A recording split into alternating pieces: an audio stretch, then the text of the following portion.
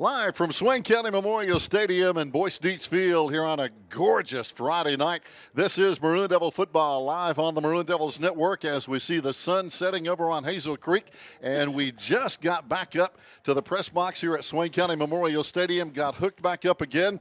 Joining us here is softball head coach Toby Burrell, because we literally got finished doing softball just about an hour ago or so, and we came just up the hill here, Coach Burrell. As you know, you were down there as well with us coaching that game, but a very good win for the Lady Devils, a 14-3 win over a very young and very limited Hayesville softball team, but a very solid win today. Well, yeah, I think we played it very well.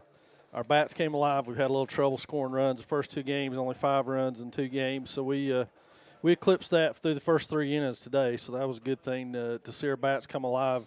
Knew they were there. You could see that in practice every day, and it was just a matter of confidence for our players to get a little bit of feeling good about what they're doing and confidence in what we're trying to accomplish. And I think we were able to do that. And good things happened to us. Oh, no doubt about it. Looking at just my own stats I was keeping during the game, literally every player in the starting lineup hit the softball. Every player got at least 1 hit, some multiple hits, some multiple RBIs, as we had 9 runs in that big third inning. So every single person got a big hit today. Wow, I didn't know that. I haven't had a chance to look at the stats yet, so that's good news to hear. I knew we were hitting it well. I thought Maddie Spates had a particularly good game moving into the leadoff role today. That was not a role we envisioned for her, but she hit the ball extremely well. And she's a young lady who's hit it well all year, but in the first 2 games she was hitting it right at people and not being able to get on. So that was a big deal, that first at bat for her. Yeah. To stroke that one to center field, and I think everybody's just kind of relaxed after that, and good things happened to us. Oh, no doubt. Maddie, as you mentioned, led off with that rocket into center field. Then she had a single, then another double that knocked in 2 runs. Braden Taylor had 2 RBIs today. Savannah Smith looks like, again, unofficially had maybe 3 or maybe 4 RBIs on the day. Stacy Griggs had an RBI in that first inning. Ashley Stevenson, an RBI. 1 for Keely Eagleman. Hannah Epperson with an RBI. Hannah Schuler, 2 RBIs with that big double. Kirsten Smith also had a single. So, again, outstanding hitting today and outstanding pitching as well from Stacy Griggs. Well, you know, we feel good about having Stacy in the circle every time out. She's one of the more dominant pitchers in our conference, and just happy for her all the way around. You know, honestly, today wasn't her best game. She didn't have her best stuff today, but that's what you expect of a senior ace, is to go out there and battle and still give you quality pitching even when she's not throwing her best. During that, and we talked to her after the game. She said, I knew I wasn't throwing great. I didn't feel really good, but I don't know what was the problem. And, you know, that's what you expect of aces, is for people who are not a part of your team that don't know that she didn't pitch up to her best. They didn't know that. It was wow. They thought she pitched to Jim, and but a win's a win, and for her that's her 21st win, which is big. I think yes.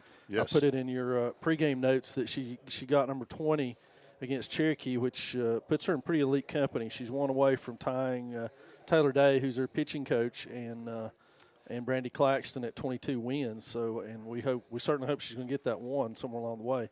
But we're real happy for her and being able to do that, and she moved past Coach Day and the strikeout list as well last week, and she's off to a really good start.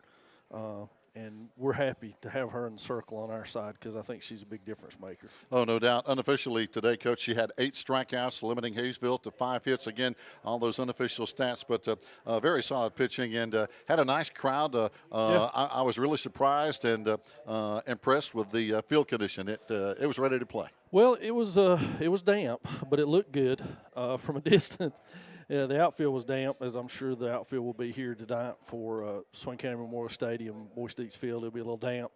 And the other thing, you know, Coach McClendon come up and worked on the field today, and I didn't get a chance to get up. I got tied up at work, and she did a great job getting it ready. And I thought it played extremely well after we got started. Oh, no doubt about it. Fans, we're going to come back with more football, and we're going to break now for the national anthem and the pregame prayer. We appreciate Coach Burrell joining us here for the post-game on our pregame, if you will, and a very impressive 14-3 win. Stay tuned. We'll be back here on the Maroon Devils Network. invocation by Ms. Rhea Dingle.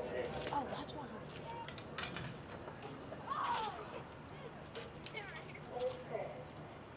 Dear Lord, thank you for today, and thank you that we all were able to make it safely tonight, and please make sure everyone makes it safely home.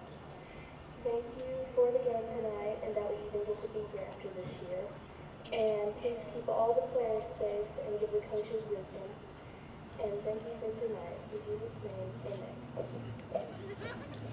For many years, the traditional values of courtesy, patriotism, and discipline have been a part of the culture of the Western North Carolina Mountains and Swain County. If you will now face the north end of the stadium and turn your attention to the American flag, we will pay tribute to this great nation of ours and all the freedoms it represents. We ask everyone in the stadium to remove their hats, to stand at attention in true reverence, and that all talking and other distractions cease while the Swain County High School Marching Band plays our national anthem. Thank you.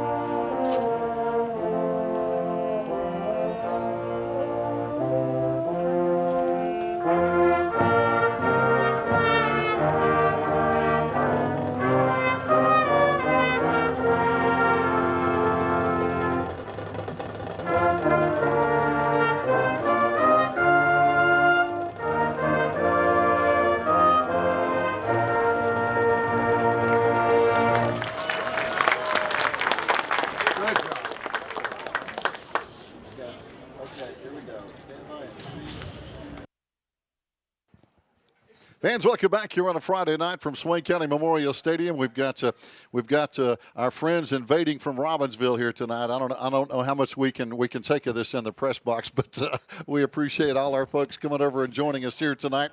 And Coach Rod White joining us here. And Coach, when we look across the field here, I tell you, Robbinsville brought a bunch of fans here to this ball game. Yeah, this is real great.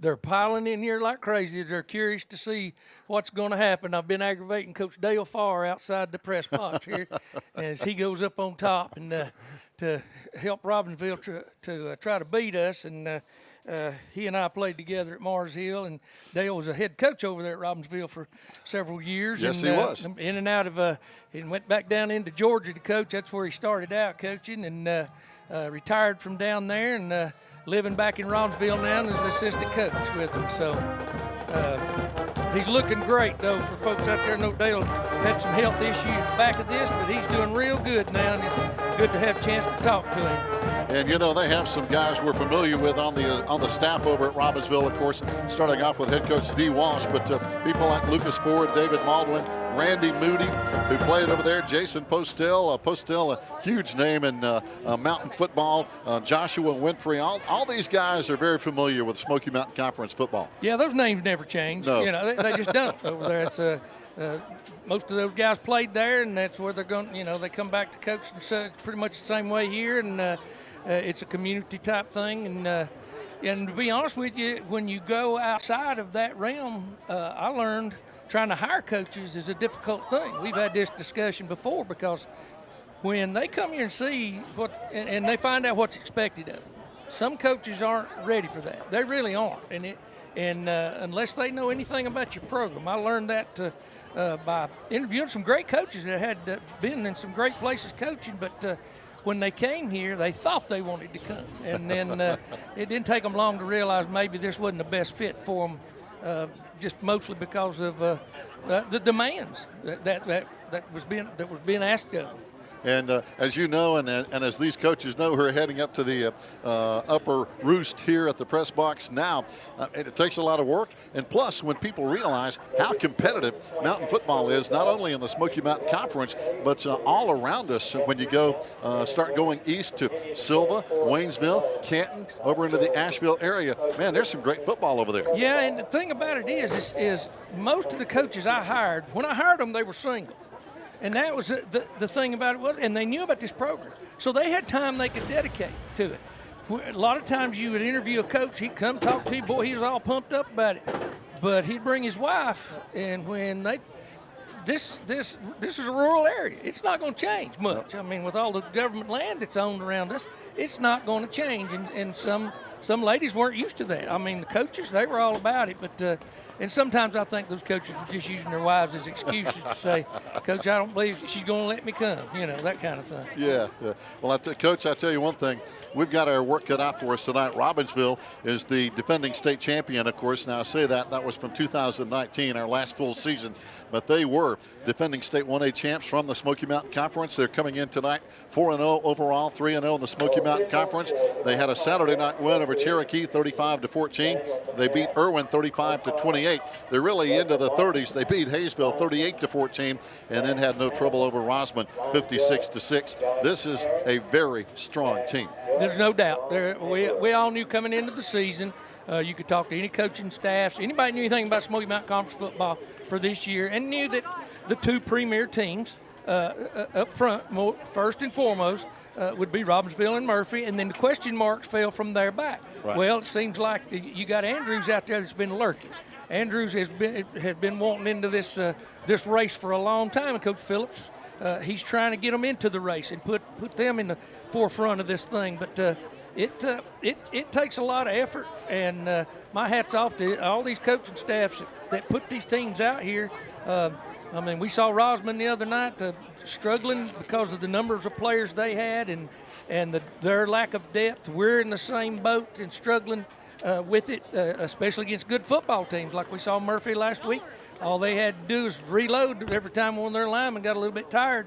They had two more over there waiting to take his place. Oh, no doubt. Talking about coaches, it's funny. I ran into a guy who beat us one time at Andrews, and that's Donnie Kiefer. Ran into him and ran into Jeff Frady, who all are kind of from that same coaching tree, if you will. And, of course, Jeff Frady over at Enco just got through beating Rosman, so he saw that double wing. But Kiefer, of course, hadn't changed a bit.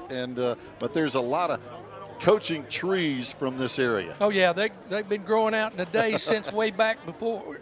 I think back about Coach Babe Howe, Coach Bob Cobb at Robbinsville. Oh, boy. And two of the greats. Yeah, and I often had times to sit down and talk to both of those coaches when I was a young coach and learn from them just by keeping your mouth shut and watching how they reacted and the things they would say. I went to clinics with both of them. They would invite me to go just to ride along with them if none of their coaches could go. And if I could go, I'd go with them and pick their brains sometimes. I know they got a little tired of me, but it was fun coaching against them. We won more against both teams, really, than we lost over the years. I don't remember ever losing to any of those teams that we were supposed to win. Right. We won the ones we were supposed to win, and we won sometimes when we weren't supposed to. And I think that's where the mystique of the whole thing came from. And talking about Robbinsville coaches, they like to run the football. They're coming in averaging about 260 yards a game on the ground. They throw it just enough, if you will, to keep the defense honest. But they've got an outstanding running back in Lex Hooper, averaging almost 6 yards a carry, 385 yards in 4 games, 8 touchdowns. Good quarterback in Nathan Collins. He's a senior, 6'2", 180 pounds. He's ran for 221 yards. And again, this is always up for debate, but they might have the best line play right now in the conference up front. It's a close race. It really is. Yeah. I think it surely is. And Coach Walsh and his staff, they take a little bit of about 3 different offenses, or 4 different.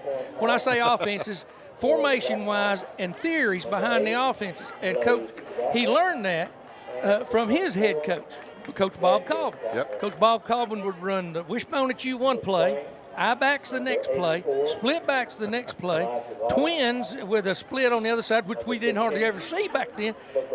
Run the same type of offense with the same blocking scheme, but they approach you from so many dramatic things, and that's exactly what Coach Walsh tries to do. And they do. They mix it up, and with this outstanding line in front of them, they're able to do that. You know, talking about D. Walsh and the coaching trees here in the mountains, D's one of the few that actually played on a state championship team and then coached a state championship team. That's a rare thing. That it is. It really, really is. And we have a few on our staff who assistant coaches that were state championship players, and so they know a little bit about that. Yeah, there's a lot of championships between the heads that are out there on those fields right now. They know a little bit about winning. Carson Taylor is going to be our captain tonight, and it looks like the Robbinsville Black Knights will receive the opening kickoff. And I want to tell you, Carson played his tail off last week, as we see Xavier Rattler, the captain tonight for Robbinsville. But I was really impressed with the way Carson and the Maroon Devils, who were on the field and able to play, played last week. Yeah, Carson's linebacker play was just if at all efficient, but there was times that he was seeing things so well, he was making big plays at times, especially in the second half. Once he got a taste of that whole thing, the first half of Murphy's offense.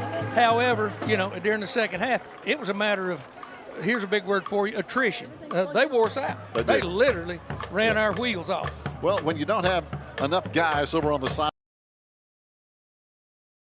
night, especially when those turnovers really killed us as well. Yeah, that didn't help any at all with the turnovers and the ball being on the ground so much. And Murphy ended up with all of them. I mean, just in great field position with every one of them. And Coach, coming in tonight, of course, the Maroon Devils, we have to break some bad news for you. Our quarterback, Damian Lossy, is not able to play tonight. He finished that game last week, but we saw him walking up and down the sideline. He was hurting then. He's injured tonight. He's out here with his brothers as we see them walking down the track here, as they always do. He's hand in hand with Carson Taylor and Eli Waddy, but he's not going to be playing tonight. He's not able to play. And also we see some other guys following in behind him who are not able to play tonight. Looks like one of those is Donovan Groenwald, not able to play tonight, and also Zach Torres. So Groenwald, another really good playmaker, unable to play with a concussion. Exactly, and until he gets done with that protocol, he's sorely missed. He was playing so well. He was out there in the first couple of games that he did get to play. When he was playing, he was really making big plays for us, both sides of the ball and then with the kicking game. Yeah, he really was. I remember him distinctly at Cherokee. He was so instrumental with those jet sweeps and with his speed. And it's hard to plug somebody in with that same kind of speed. It changes the dynamics of everything you're doing when you've got somebody out there can run like that. And he's no longer in the mix. You don't even know if you can run that type of offense because it is dependent on sweep. That's why they call it jet or speed sweep. That's what it's all about. You got to have somebody that has that kind of running ability and that kind of field vision to execute that offense. And the Maroon Devils coming out of the field. So again, we're shorthanded tonight as we see those three guys in street clothes, kind of at the back of the guys running onto the field. And we're going against a Robbinsville team with 37 kids on their roster, and more importantly 12 seniors. We only have 5, and one of those not able to play tonight, so our seniors are really limited here tonight against a very solid and senior dominated Robbinsville team. Yeah, it's one of those things that when the group comes around like that, you milk it for all it's got, because you don't know how long you're going to have them. And right now, Robbinsville's got them. They've got the kids they need out there, and as you can very well tell, our numbers are down, and it's just very difficult to even try to figure out what you're going to do with the people you've got. Oh, no doubt about it. Getting ready to return is going to be Lex Hooper, their outstanding running back, and also Cutler Adams. Adams, a true freshman on this team, and they don't have many of those. It's going to be a very short kick, going to be taken by an up back, and they're going to take over at the 41-yard line on the return by Cage Williams. So again, outstanding field position for Robbinsville to take over to get things going. Yeah, kick that ball straight up in the air right there, a lot of times those balls get mishandled, and that one almost was, where two Robbinsville players ran together, and sometimes that ball ends up on the ground. So now the Maroon Devils, and by the way, number 57 on defense tonight is going to be Elijah Waddy. Eli Waddy's going to switch back and forth. Here, a little trade, numbers. little trade action now. That's something we I taught formation. them. We taught them that a long time ago. We were talking about the I formation before the game, and they run a toss sweep out of it right there. And we used to trade a lot against Robbinsville because they didn't know what to do with it. And I think over the years they've learned how to trade that tight end and try to overload the side with the blocking scheme. Eli Waddy on the tackle as they got 1 yard. 2nd down and 9 coming up now for Robbinsville, and their black pants, white jerseys, silver helmets. Maroon Devils in solid maroon, white numbers, and maroon helmets. Robbinsville now 2nd down and 9 with a wing on one side. Running out of the wing tee, running the buck trap, just like we saw last week, where they pull both guards. You'll see both guards' heads take off, and they're going to kick that last man on the line of scrimmage out, last defender, and then cut it right up back in behind him. And again, a good tackle over there by Carson Taylor, who's, I think, and he plays on both sides of the ball. He's playing at a high level right now. Oh, yeah, he's playing. His motor's running. I mean, it's been running since the beginning of the season, and he's played himself into shape, and that's not a big issue with him. His issue is that there's just no break for him. Yeah, no rest at all. 4-man front for the Maroon Devils. 3rd down now. Black Knights need 3. Same play. Yeah, misdirection. They hand it off, and there's a great play by Carson Taylor again. He's reading Hooper. Literally, he's doing exactly what you coach him to do. He's reading that guard's helmet. You could call up just about any player that played for us against the wing tee, and they will tell you exactly where the ball's going as soon as it's snapped, watching this thing, watching those guards' heads move. Coming on to punt now is going to be Isaac Wiggins, big, tall, 6'3" junior, number 3. Back deep to return is going to be Cooper. Cooper Hyde has had a good year playing special teams, and every other place he plays, he's had a solid year. No return, ball blown dead at the 19, and that's where we'll take over 1st down and 10. But, Coach, early a very good defensive stand. Yep, yeah, and then when they ran that buck trap twice, and they just decided that they could get 3 more yards out of it after getting 3 yards, and Carson beat them to the punch. He saw the same play. So now the Maroon Devils will take over on offense. Again, Eli Waddy's going to stay at number 57 tonight. He's going to line up left side tight end. We have double tight ends. 10-10 to play here. Just underway, 1st quarter. Cooper goes in motion. And under the center tonight as we hand off is going to be number 10, Gabe Lillard, a sophomore. And, Coach, when you're not used to playing quarterback and you come in as a sophomore, that's got to change your whole dynamic. Well, especially running the veer. They probably taken a whole lot of the read factor out of his hands. That right there was a design play to run the outside veer, but he was to give it at all costs, you could tell. He didn't even attempt to pull that football. He stuck it in there and let him go with it. And Robbinsville's going old school with a 5-man front. We throw it out to the right side. Pass complete over there to Nathan Bogdanovich, but he dropped the football out across the 20-yard line. That'll bring up 3rd down and still 10 to go. Yeah, Robbinsville's doing something a little different here. Normally they're in their 4-man front. They're playing a 5-man front, if you know what I mean by that. They're playing with 2 tackles and 2 defensive ends. One of them is actually an outside linebacker, and they got a nose man in there. And what that does for them is allow them to try to take that outside veer away. So what they'll do is use these ends as outside linebackers, but they'll walk them up if they need to, just like they're doing out there on the far side, the wide side of the field. Yeah, there's Wachacha on that side. Here comes Gabe trying to throw, and he's going to be knocked down in the backfield. Coming up on the blitz over there was Cage Williams, their outside linebacker, a freshman, and he stopped him for a loss, and we're going to have to punt it away. Yep. He couldn't find anywhere to even throw that ball away. Everything was packed into the sidelines there. And he'll learn as he gets older. Just turn that thing loose. He's outside the tackle box. He can throw it over the fence out here if he has to. Oh, no doubt. Coming on to punt now, well, staying in to punt, I should say, is going to be Gavin Lanning. We're a man short. Coming on now is going to be John Parton as he lines up, and we're ready to go. They're punting basically from the goal line. Good kick.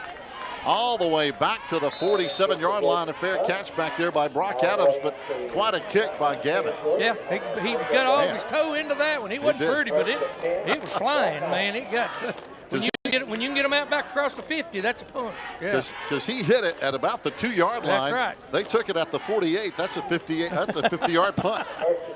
You don't see many of those. No, not in high school ball. You don't. No, you don't. Good job. Now it's going to be Robbinsville first down and 10, 8:50 to play here in the first quarter. No score. Robbinsville on their second possession. Quarterback back in the shotgun. Got a man in motion. That's going to be Hooper. He gets it basically on a jet sweep as he runs to the left side. Plenty of room down the sideline. Finally knocking him out of bounds over there. Looks like is that Cam Blankenship on the stop? Yeah. What happened right there is the old school sweep. It's a complete zone block. Everybody's stepping one way. They put him in motion, and he just hands it to him. And he's actually got 10 players leading him towards the sidelines then. So a lot of blockers out in front. As we look at the sideline, the Maroon Devils basically only with about 4 guys who are able to even substitute tonight. Everybody else on the sideline is in street clothes or crutches.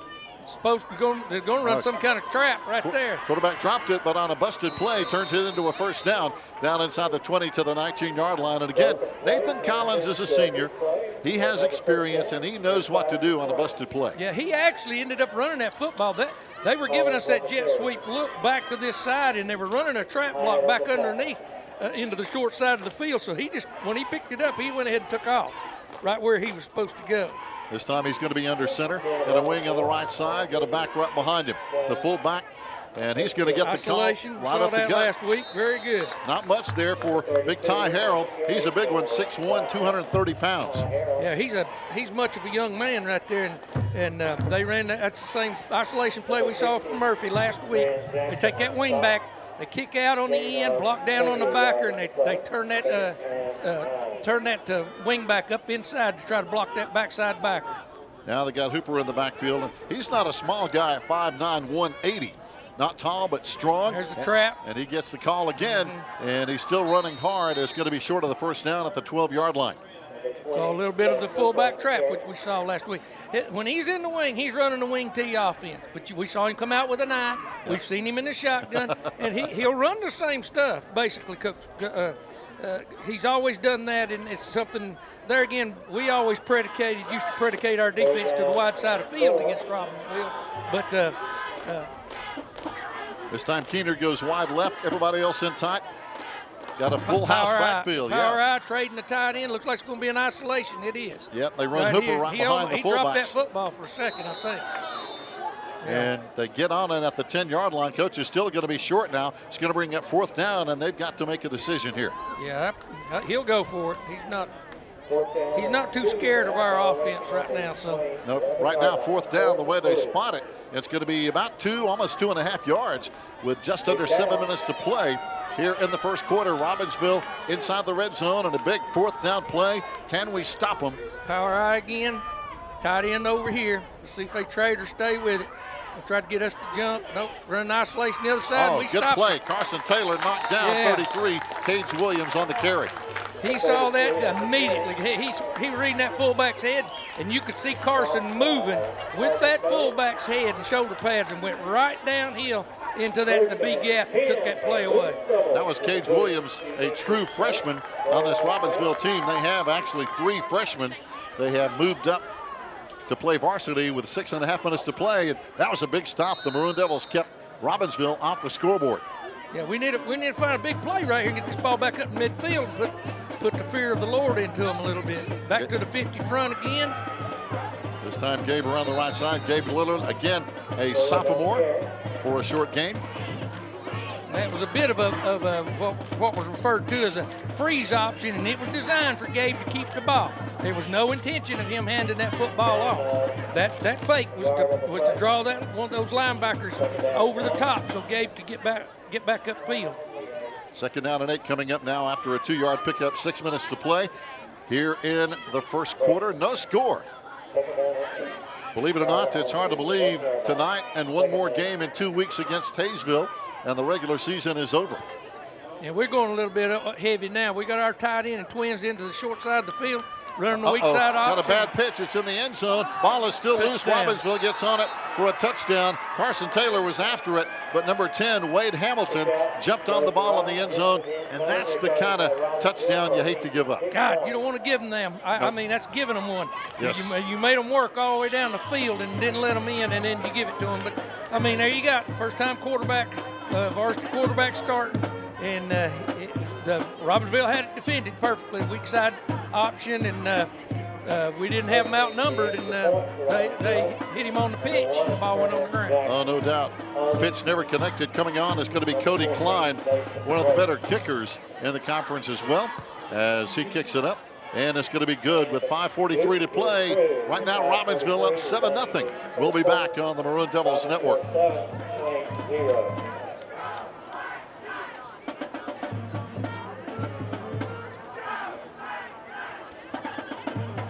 Action on the kick from Cody Klein, number 7.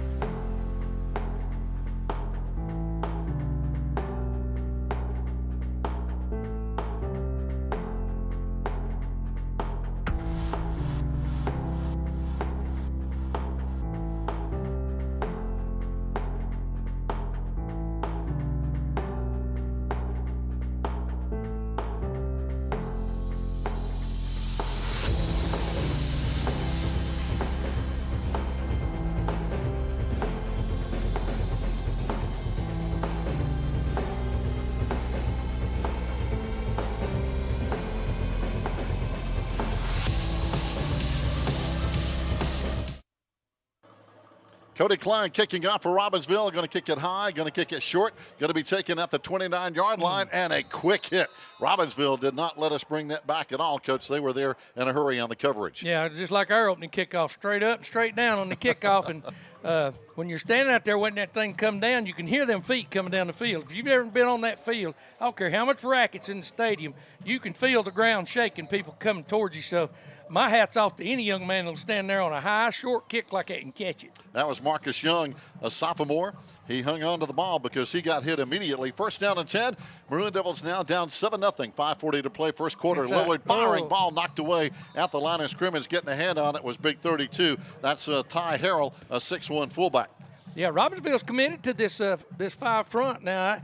I thought maybe they were just doing it for a series or so, but they're committing to it, and they're what normally would be outside linebackers for them. They're putting them on the line of scrimmage to take that veer game away and playing with two inside linebackers. And so generally you'll see them with three in there, but they're switching weak side to strong side right now. And they've got size. Yeah. Gabe rolling to the right side. He's going to carry. He's stuck in the backfield for a loss.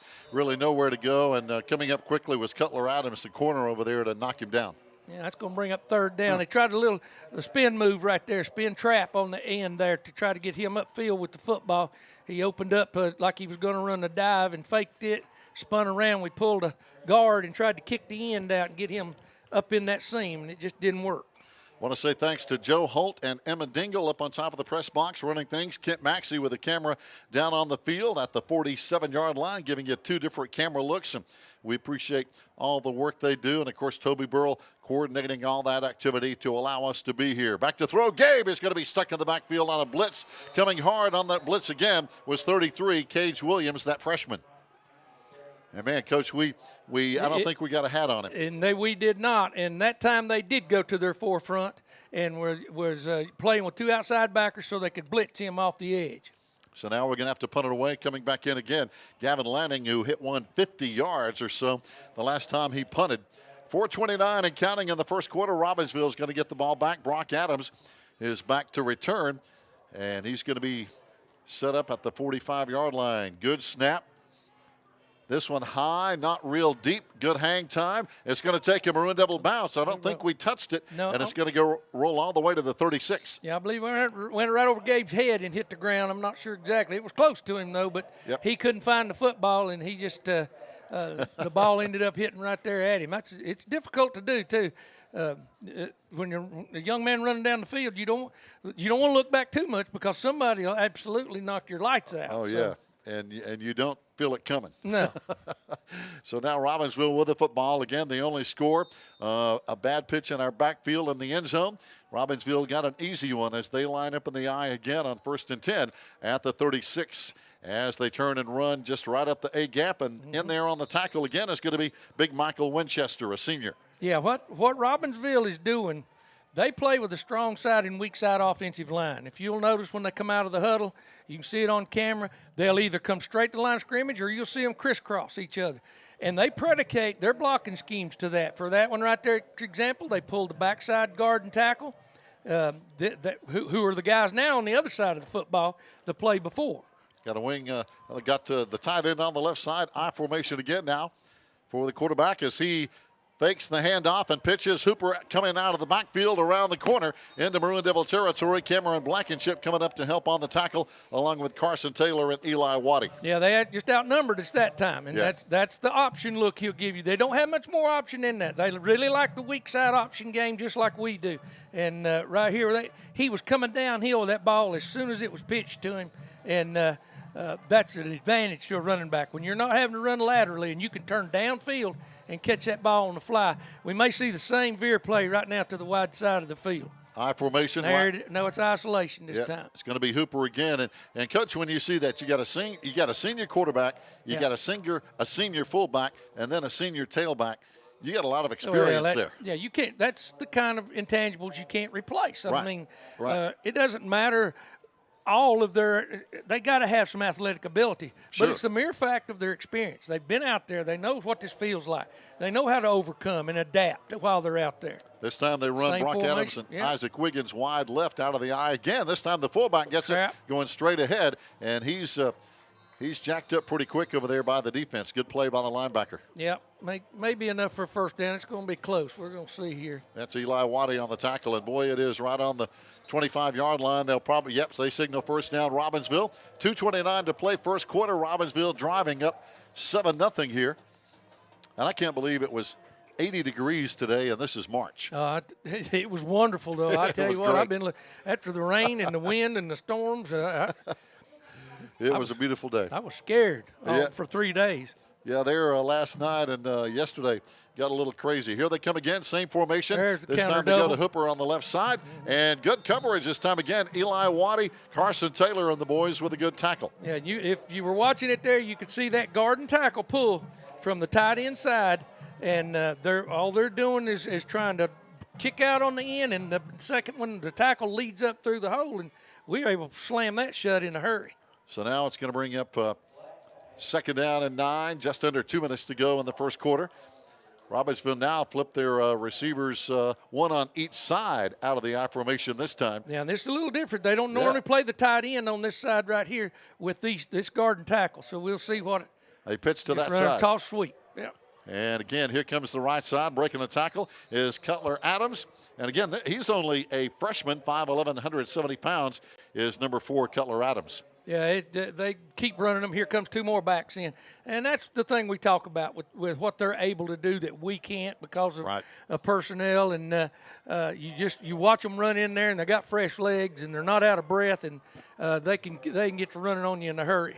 Oh, no doubt. As a matter of fact, tonight we've only they flip-flopped it. Now you can see that they run this kick-out play to the off-tackle play down back to good hit. To the strong side. Aiden Allison came up with a hit. But, Coach, you look at it down on the field, we only have 15 players who are dressed to play. They have 37. Yeah. Well, and that's a tough number. It explains a lot. And I don't want to get on a rant about players not playing because I might say actually what I'm thinking, and that get me in a lot of – well, I've been in trouble most of the time I was here coaching, so I don't guess it makes that much difference, but it probably would be. I feel that I know where you're coming from. PA's right down here. Yeah, it's not us. Now we've gone to a 50 front. I think there's Coach Stevenson and his crew there is making an adjustment to Robbinsville front with that tight end and where he's going, and that makes a lot of sense. Fans, stay tuned. Got to time it on the field. 23 seconds to play first quarter. We'll be back here on the Maroon Devils Network.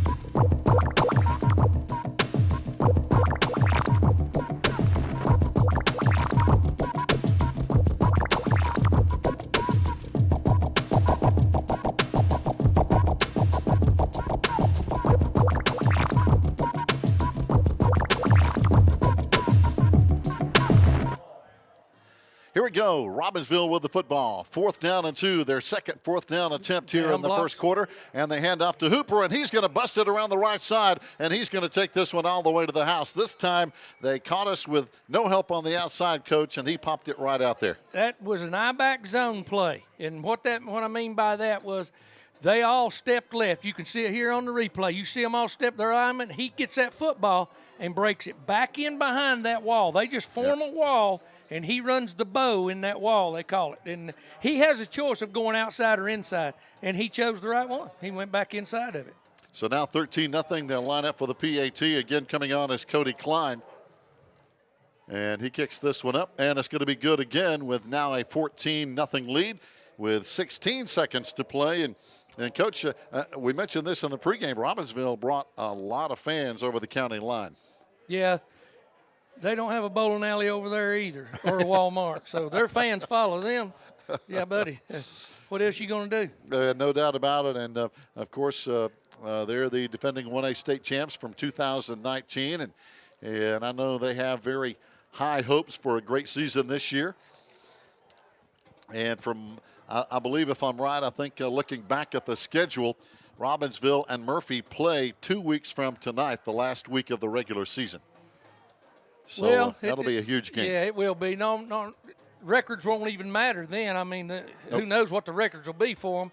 But there'll be a lot of interest in that game. Oh, no doubt. If both go in undefeated, that would be for the conference championship. And if they both go undefeated, I'm pretty sure both would go to the playoffs. Yeah, with one loss, I think they would get into a playoff scenario. Right, because you would think they would come from Smoky Mountain Conference, but there again, we're dealing with the state, so who knows? 2 teams from the conference will get berths this year in the playoffs. Here comes the kick again. It's going to be taken again this time by Marcus Young as he tries to get a block out in front of him, but fighting off the block and making the tackle. Brock Adams, number 2, made a heck of a play. He sure did.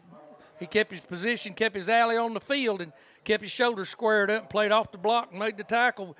The young man was doing a heck of a job trying to get it to the boundary and find a place to turn it up right there. As you can see, he's looking. Yeah, but you can watch him play off the block with his hands and then make the play. Yeah, that's a tough thing to do one-on-one. Oh, it is. It's a handful. It's hard to teach. So now Maroon Devils back with the football, down 14-0. Final play of the first quarter as we come running straight up the A-gap out to the 30-yard line, a 4-yard game. So we're going to swap into the field and get the second quarter underway here tonight. And Coach, it's just it's hard to believe that we only have one more game after tonight with Hayesville coming up in 2 weeks here in this modified spring season. Yes, sir. It is a short season, but like I've been saying all year, at least we got a season in. I know it wasn't when we wanted it, but it's still football. It is. And until the day they outlaw football, I'm going to go watch it. I'm pulling for it. I like going and watching practices. Sometimes I don't care anything about getting back into coaching, but I think my time was done with that. My wife would leave me, I'm pretty sure, if I got back in it. I totally understand because she knows how much work and how much commitment it takes. She'd like to have me out of the house. she just kind of would. She don't like my attitude when I'm coaching, I guess. And the intensity goes up, right? Yeah, she used to tell me, you coach them, you don't coach me. So, Yeah. I'm not one of the players, right? Yeah. Oh, boy. But, that's a tough situation. But talking to a lot of coaches, Coach, I can tell you just about every single one of them said exactly what you just said. Yeah, it's something that I always told myself when the gas ran out of the tank, I wasn't going to wait around. I'm not going to just hang around it. But I still love it. This game brought me a lot, taught me a lot. I don't know where I'd been without it. It was a game I found myself in. Here we go. Gabe Lillard, second down now. Maroon Devils will send Cooper Hyde in motion to the left side with split backs. He turns, goes the other way, breaks a tackle, tries to pop it outside, still hanging on. Oh, he lost the football, and Robbinsville has it, fighting for extra yards at the 34-yard line. A tough break for the Maroon Devils. Yep, he put the ball went on the ground. Sometimes it's better just to get to the ground. He's young. You try to tell young players that when you start struggling like that and fighting around, somebody's going to come put a fist on that ball. They're going to hit it with an elbow. and knock it out. When you struggle on your feet in one spot like that. And that's what Robbinsville did as they take over now, just underway in the second quarter. Robbinsville with a 14-0 lead here on the Maroon Devils Network. It's been a busy day. We had a successful softball broadcast earlier today, a 14-3 win by the Lady Devils in softball. Here we go, Robbinsville with a first down and 10 after the turnover. Rolling right is going to be Nathan Collins, looking for a man, fires, got his man down inside the 20-yard line. Complete down there to Wade Hamilton. Yeah, and just out route to the wide side of the field, which gives him about 15 yards that he can run that out in and get himself clear of any defenders. And from ground level right there, you can the whole thing transpires. You can't see him making that cut. But he made that cut from inside those hash marks and gave him that whole sideline then. Cameron Blankenship over there on the tackle. First down and 10, Robbinsville. They run Hooper to the right side. Hooper down inside the 15, cuts his way, and our first penalty flag of the game comes flying in, which is probably a block in the back or a hold. It's a hold. It's when they run that, when just like Murphy's rules, they're told they don't have to knock you down. They just got to get in your way and keep you there. They can't let you off those blocks, and so they're going to reach and grab you because it's that type of offensive blocking scheme. They're never told to knock you down. It's literally to run, get in front of you, and keep you there. Keep you out of the play, and there is the holding call against the Black Knights. That'll back him up back out across the 20-yard line, and again at the 24-yard line. We've played very few quarters this year. We've played without a penalty, but we played the whole first quarter without a flag. Yeah, nobody's jumped or anything like that, but yeah, you can see a lot of that developing. And that says a lot about the players when you can play penalty-free. Now, again, the I formation, Twins out to the left side, Collins under center. He's going to turn and hand off to the fullback, and he's got a lot of room down to the 13-yard line. He goes with getting a lot of those penalty yards back. Yeah, ran one of our plays right there. Ran the outside veer, back off the line of scrimmage just a little bit, give the ball to him early. It really wasn't an option. It was just to give him the football and give him time to see that down block so that he could hit that seam. This time they run wide to the right side. Dre Keener out there. One wide to the left side. Again, that's going to be number 10, Wade Hamilton. Out of the eye, they toss sweep. Here comes Hooper on the toss sweep, trying to turn the corner, and he Ball's got down out. inside the 10. Ball's out. This time the Maroon Devils have it back, and it's Carson Taylor on the football. So now we let's see if they're going to give it to us. Yeah, they give it to us. The head man made the call. He realized it too because that ball did come out before any forward progress was stopped. Right there, it's out. Yep. Yeah. So the ball is out again. Carson Taylor, he's right on top of the play, and we get the ball back after we've had 2 turnovers already. Carson's probably been in on. He's been around the football every time it's been run.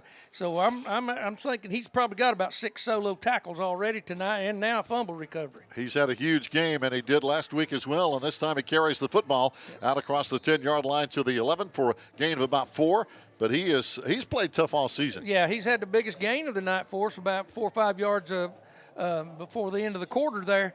And, yeah, he's just an instrumental part of any success we're having out there on the field right now. And that was kind of a midline option because of that front that Robbinsville's running by using their what we're going to term as an old-school nose man down there. He's number 56, I believe he is. Yeah, and he's a big one, 5'11", 270, Carlos Wesley. And he's a guard on their offense, the one they flip-flop. And so, yeah, they're going to cheat him now. They're going to run a shaded 50 front. Here we go, second down. Maroon Devils need 7 as we try to run to the right side again. This time Carson Taylor kind of spun out of the grasp of Candler Edwards, another big guy at 5'10", 255. Yeah, they're not real sure yet what the scheme they're going to try to use with any kind of counter move, but I can see us right here, right now, headed towards the wide side of the field, I would think, trying to get either throw the ball out there or get some kind of sweep going that way. Kent Maxey down there with the camera just inside the 20-yard line. Again, Joe Holt and Emma Dingle up on top of the press box. And glad to bring you Maroon Devil football here on this Friday night. 9:09 to play, second quarter. We're down 14-0. But the Maroon Devils trying to get it going offensively. Third down now. Hand off to the right side again. Robbinsville plugged that gap quickly. But again, Coach, for people who might be just tuning in, our normal quarterback, Damian Lossy, unable to play tonight. He's banged up. So, again, we're doing the best we can with the people we have. Yeah, ran that one just a little too tight. It was another midline option look, and it was run it right inside where that nose man was, and he was able to take on the block and make the tackle. Gavin Lanning coming on to punt. As we mentioned, he had one earlier right at 50 yards. Good punt again. It's going to be taken by Brock Adams. He's going to bring this one back, reverses field. Down the right side, he's got a whole lot of real estate. Gavin Lanning coming up, cuts him back inside. Penalty flag down as he goes down inside the 15-yard line. A lot of this great run might come back. Yeah, I believe that may be a block in the back or a block below the waist. I'm not sure. It may be a big one, though, because and the bad thing about it was Gabe Lillard it happened to Gabe, and Gabe's limping now. He's holding kind of his right knee there a moment ago, but he was trying to come up, and he kind of turned the punt return man back the other way. But Gabe, he may have to come out here. And again, our first-team quarterback, Damian Lossy, out. Gabe Lillard, a sophomore. And even though we're going to be on defense, Gabe needs to get that. He's got to walk it off right now because it's not like you can turn around and grab somebody and put them in for him. There ain't nobody. Nope. So Gabe's going to stay in and play on defense, and he plays good both ways. Now the penalty is going to be marked against Robbinsville, and that really good run back by Adams is going to be wiped out. Yeah, it was I'm not real sure what that signal was. I was trying to figure out what he was signaling, and I didn't see if it was a block in the back or a hold, which is normally the case on a run back. There's going to be a timeout call by the Maroon Devils with 8:17 to play. Smart move. I'd give Gabe a minute to walk that off a little bit. No doubt. Fans, stay tuned. We'll be back. Stay with us here on the Maroon Devils Network.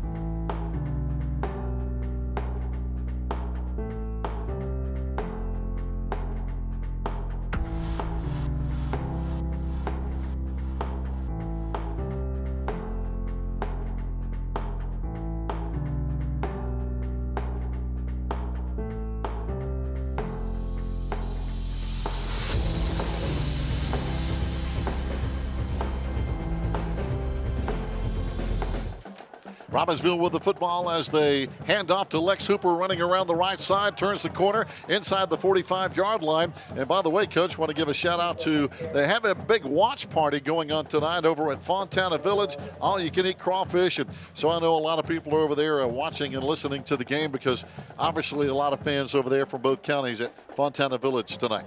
Well, somebody better bring me some crawfish. That's the only thing I'm saying. I'm going to be really mad. I'm going to be mad that I ain't over there. They better save me some. That's it. That's going to be an ideal situation. 7-yard pickup, second down at about 3 now for Robbinsville. Got a man in motion.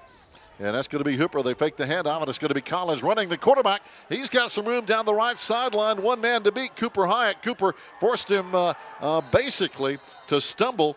And so help could come and make the tackle over there with John Parton. But a huge gain by quarterback Nathan Collins. Yeah, and if you watch Robbinsville's offense, every formation they have has distinctive patterns. And after they run the jet sweep, then they ran the quarterback trap is what that is. He fakes it, and he's got a pulling guard coming around and kicks the end out, and he takes off with the football, pretty much running by himself straight up field.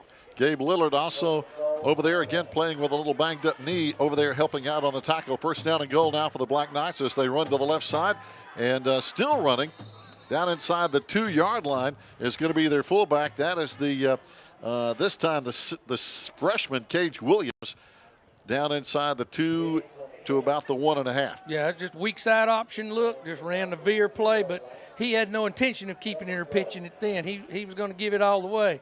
If he does it again this time, he will either keep it or pitch it. But I believe they're just going to run that isolation look right there like that. Here they go, right into the end zone. And again, Hooper on the carry for Robbinsville. That is his 9th touchdown on the season for the senior running back, number 20.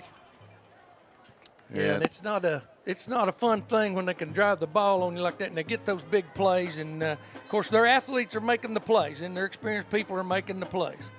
And again, they have an outstanding senior group on this team: 12 seniors, 11 juniors, 12 sophomores. Going to be up and good off the foot of Cody Klein. More football coming up. Robbinsville in the lead, 21-0 here on the Maroon Devils Network.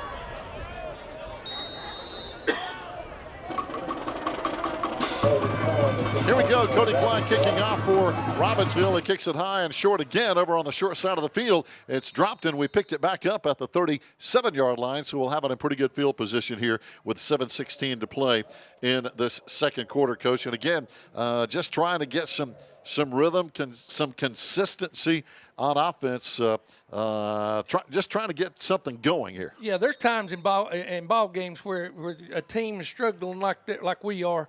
You really try to get inside your player's head and say, don't pay a bit of attention to that scoreboard. Now, it's hard to do. Right. They know they're losing right now, down 21 points, and it's not even halftime. So you go out there and you try to execute and you try to play, period. Here comes the blitz. Gabe fires, and too far outside the right wide receiver over there, trying to get it over to Bogdanovich, but going to be incomplete for 2nd and 10. Yeah, they ran a little stun in there on us, and we misblocked it, and he broke free and just about was able to sack us. But there again, turning that ball loose like he did right there saved a lot of yardage, just throwing the ball upfield, although it was incomplete.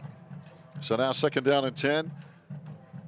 This time wide to the right side. It's going to be Cameron Blankenship, and wide up to the top is going to be Cooper Hyatt as we run the split backs right behind our starting quarterback tonight, Gabe Lillard, a sophomore. He had the option. He kept it, cut inside, got a yard, and that's about it. It's going to bring up still 3rd down and long. Yeah, he would wanted to have tried to pitch that, but I think right now he's just trying to get his option legs under him and say, you know what, I'm not going to try this again, and then it ended up on the ground again. Yeah. And our Maroon Devils, again, 2 big turnovers here that have led to 14 of Robbinsville's 21 points. And, Coach, we saw this some last week. 14-7 ball game against Murphy into the 3rd quarter, and then the turnovers started happening in it, and it just kind of snowballed on us. Yeah, the wheels came off. Yes. I mean, they literally did. So now first check that 3rd down and 10. Maroon Devils split backs again. Gabe back to throw. Here comes pressure, and he's going to be stopped in the backfield again as the protection broke down, and he's tackled back at the 24-yard line. Again, leading the way was 50, Candler Edwards, who has been in there some tonight. Yeah, and the tough part about that, trying to throw the football in straight drop back scenarios and on 3rd and 10. Number one, defensive lineman, as a defensive coach, you say, lay your ears back, get in a sprinter stance, and take off. You know, if they run a trap play, linebackers, you just sit there and read it. But right. They were able just to jump off that football and get after us. Here comes pressure. Gavin Lanning, line drive, punt. This one's going to be taken and returned again by Brock Adams, who had a good return last time, called back by a penalty, and he has the right side of the field open again. This time forced out of bounds by Gavin Lanning, who punted down at the 25-yard line, and no flag. Yeah, they ran a wall return just like they did a few minutes ago when he had that big return, and it almost looked like a perfect replay of the blocking scheme that we saw when he returned the long one before. So now Robbinsville again, an outstanding field position. Still 5:39 to play before halftime here on a beautiful Friday night. I mean, this feels almost like a September fall Friday. Yeah, it really does, and it's been a great day. It really is. Split backs now for Robbinsville. Nathan Collins, their senior quarterback under center, has plenty of time to throw. Looking, now waving his receiver out of the backfield, and he got it to Lex Hooper, and he looks like he dropped it, but Coach, he had time to actually say, look, keep on going, and got it to him, but he couldn't hang on. That was a little bit of flag tag football right there, and Hooper's hurt over there. He's going down on the sidelines. He took it in the ribs. He had to look back for that ball as it was coming down, and he got tagged over there. And when he got hit, I believe all the air went out of him. He took that helmet off and threw it to the ground, and he's over there on his knees right now. They're going to have to take a timeout. He took it. His arms were up. He was exposed, and clean hit. That's what you do. You separate the receiver from the football. And, coaches, you know, when you get the breath knocked out of you like Lex did, he gets up now. But that's a bad feeling when you can't breathe. Oh, he couldn't. You could tell. As soon as he got up, he had no air in him whatsoever. And now he's walking it off, got his helmet. He's going to go to the sideline for a play or two. And, again, they have depth at running back. We've seen probably 4 backs already in the backfield tonight. So Lex, of course, their leading running back, following in the heels of one fine running back they had, Anderson, who was very good also. Yeah, and they've got it. They've had a fleet of them over there. They have a stable, I should say, of them. They've had a lot of good ones come through over there in the past few years. And you know it's hard, like Anderson did his senior year, to get 2,000 yards. But Lex Hooper in 2019 had almost 1,700 yards. Right. And that's a lot of yards. That's a lot of yardage, and. It'd have been a shame if we were talking about it being able to have a spring season. It'd be a shame for a young man like him not to have his senior season. Oh, no doubt about it. And we're just so glad we're able to play football here. And the Maroon Devils now with a 4-man front on 2nd down and 10 for Robbinsville. They hand off. Back trap. Yep, here comes Cutler Adams again, the freshman running. And cutting back inside and a positive gain for the Black Knights. Yeah, they run that. They were in the full wing set then. He wasn't even up close to the line of scrimmage, and they had it all set up for that buck trap. 3rd down and 6 now, Robbinsville. 4-yard pickup. This time they bring 2 wide receivers to the left side. Got a kind of a different set with their backs here. One almost a wing on the left side behind Collins. He rolls to the left side, looking, firing, got his man, and it's going to be very close to a first down. I think they're going to give it to him at the 15, even though he caught it at the 16. Yeah, he lined up at fullback this time, ran straight through the line of scrimmage as they pass blocked it. Ran about a 5-6 yard out, and he hit him right in stride with it. So now first down, Robbinsville at the 15. It wasn't there like it was before. So the Maroon Devils up front trying to get the job done. Big 72, Sam Bernheisel, trying to do a good job plugging the holes up there along with Michael Winchester and company. Same set. Good place for him to run the sweep. There it is, yep. Here comes the freshman again, Cutler Adams. And he's going to be short of the first down at the 18-yard line. That's going to bring up, looks like another 4th down and 3. They've had 2 big 4th down conversion attempts here, Coach. We stopped them once, and they got the other one.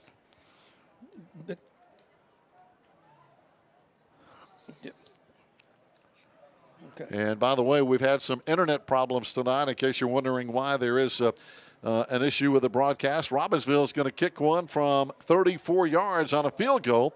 And this young man has the leg. This one has plenty of distance, and it's good for Cody Klein, the junior. So the 3-point field goal makes it a 31-0 ball game, Coach, with a minute to play before halftime. I never thought I would say this, that Robbinsville had a kicker. They've not had one in 15 years that I can remember that was as good as this young man anyway. He's kicking the heck out of that football. And yes, their scheme on the kickoffs is merely what they've been doing. Don't kick it deep. They don't want any big returns. Just put it up in the air. Let what happens going to happen. Don't let anybody get upfield on you. And then they end up with the football to end up scoring right there off of a kickoff. So now Maroon Devils will get the football back. Again, we didn't get the last kickoff handled, and Robbinsville got it and ultimately led to the score here, even though we held Robbinsville to 3 points on the scoreboard. Yeah, and the smart thing to do right here for Coach Stevenson and his crew is pull those guys on up, because he's not going to try to hit this thing very deep, and pull them on in towards the middle of the field like that right there. Because that's exactly what he wanted to do. Short kick taken at the 28-yard line. There's Cooper on the return. And this time, boy, he goes backwards and loses yards. Yeah. Back to the 25-yard line. Just didn't get any blocking up front. Yeah, they have no intention of kicking it deep to anyone, I would say, simply because they feel like they can get down the field, keep you from getting at least up to the 40 by simply doing what they're doing, and end up with the football sometimes, just like they did previously.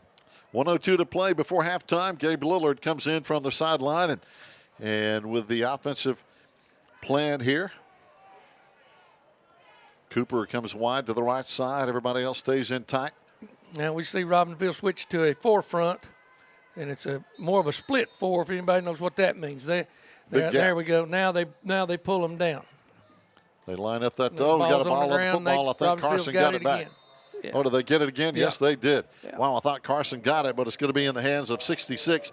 Big Hayden Key, a 6'1", 265-pound sophomore, and turnovers are killing us again tonight. Yeah, it's just it's almost pitiful, because all we're trying to do is run a veer play right there, and we mishandle it on the hookup. So again, first down and 10, Robbinsville at the 25. Still almost a minute to play before halftime. But turnovers, as we saw last week, in a close ball game, and things get out of hand quickly. Yeah, and you're not giving yourself a chance, and that's really all can be said. We're not giving ourselves a fighting chance right now. And we've got a new quarterback in the ball game now for Robbinsville, Gross, number 14, a junior. And Robbinsville runs down the right sideline, down inside the 10-yard line. Yeah, he ran just a counter option look, and down the line of scrimmage he went and pitched it. So number 14, Dason Gross, a 6'1", 160-pound junior. Gets it over there on the right side. Again to that freshman, Cutler Adams, number 4, a true freshman. So they're not afraid to run the freshman and keep fresh backs in there. Yeah, got the flip-flop going on again with their offensive linemen, kind of light on their hands right here, so they're going to run the sweep. And they toss it again. It's going to be Adams in the backfield. He's in the end zone as he goes in easily now with 46 seconds to play. And this game is getting out of hand in a hurry with a 37-0 Robbinsville lead. Yeah, it's just a sad state of affairs right now for our players and our coaches and our fans too. It's heartbreaking, you know. It is. Especially with a tradition that Swain County High School has. Well, that tradition comes with people, and it does. You got to have the people. That's it. And got to have bodies. And you start wanting to blame certain things. You say, well, you blame the players; they're not playing hard enough. Blame the coaches; they're not good enough coaches. That's all bull crap. Yeah. I mean, it really is. It boils down to if a young man's going to show up out here and play, and it's a numbers game. It's a numbers game. Dedication to it, families getting involved rather than sitting around and griping about everything. Do something about it. Go find a kid and get him out here. That's it. You gotta have players. There's no substitute for that. And now it's going to be we'll get the football back here. Still, surprisingly, 46 seconds to play before halftime. Yeah, I don't want to get started on my rant, but you can look down here in the stands and see kids that they should be out there playing. Yep. And I think they're talking to a couple of coaches I mentioned to you a minute ago. They're looking at some of the same issues. The numbers aren't what they really want them to be. Right. And I know there's a lot of elements to that with other sports going on, but and it just is what it is. But you can't explain it out. You can't explain it away when Robbinsville's got 37 and Murphy's got 45 or ever how many they had. And smart move over there this time by just calling for a fair catch, and that way nothing gets mishandled and nothing bad happens to you. So we get the football back. Still 45 seconds to play here in the first half. Now, don't forget, fans, next Friday, no football. We have an open date. 2 weeks from tonight, we're going to finish out the regular season here with the Hayesville Yellow Jackets. And Hayesville, by the way, lost to Robbinsville 38-14 earlier in the season. And now we send Cooper wide right. First down and 10. And we run it to the right side with Carson Taylor. Kind of a different formation right there. That's more of a goal line look right out here in the middle of the field, just to try to get some positive yardage. That's a I-backs or split backs or I-backs. I couldn't remember which one, with a lead blocker already lined up at the line of scrimmage. And we're going to have, that could be the final play before halftime. I don't think we're going to run another play. The players head for the sideline, and we'll head on into the locker room, and we're going to head into halftime. So thanks for joining us, and don't forget, we'll be back with the second half. 38-0 Robbinsville at halftime here on the Maroon Devils Network.